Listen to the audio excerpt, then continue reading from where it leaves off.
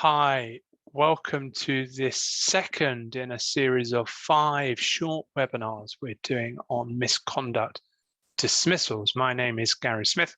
I'm one of the partners in the employment team at Knockhold Solicitors.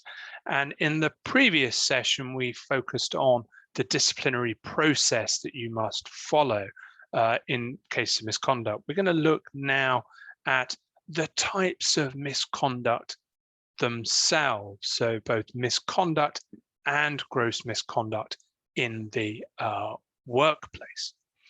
Now, it's important to make the distinction here that not all conduct is, of course, gross misconduct. There's often a desire to make every offence a hanging offence, and it doesn't need to be, and in fact isn't often. And it's important that employers act consistently between their employees. So if one employee does one thing and another employee then does the same thing, they both end up with the same sanction and the same steps being taken, or ultimately both dismissed if that is what's appropriate in the circumstances.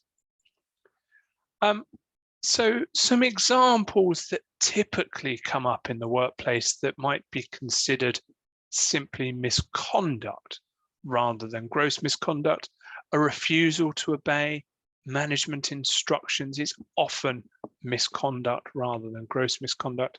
Swearing and abusive language, albeit of course there is a spectrum here and there can be some really gross insubordination which would trip up into gross misconduct.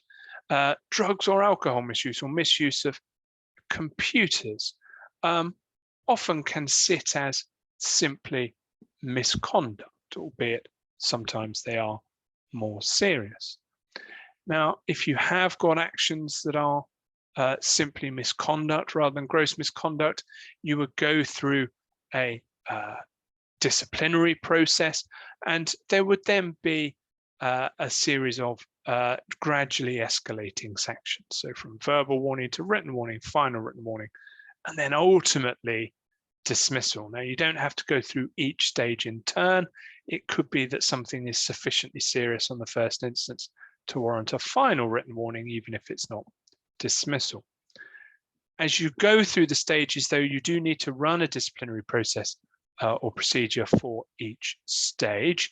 But an employment tribunal, when they're considering whether a totting up dismissal is fair or unfair, will generally speaking not go back through every single disciplinary process that you've been through to check whether, for example, the final written warning and the written warning and the verbal warning were all dealt with completely fairly. They will concentrate their attention on the dismissal procedure, and unless there's something egregious earlier on in the previous processes, they won't pay too much attention.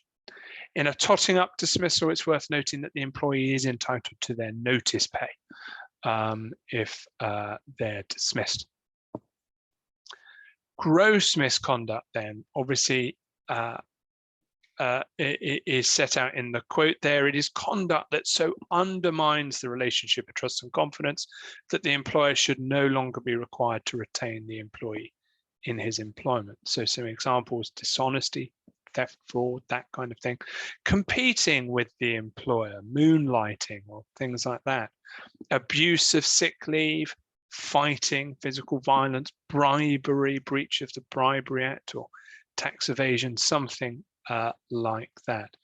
Now, as I mentioned earlier, conduct can sit on a spectrum. So some things are may be insubordination, whereas other things may be gross insubordination, and you can get a spectrum.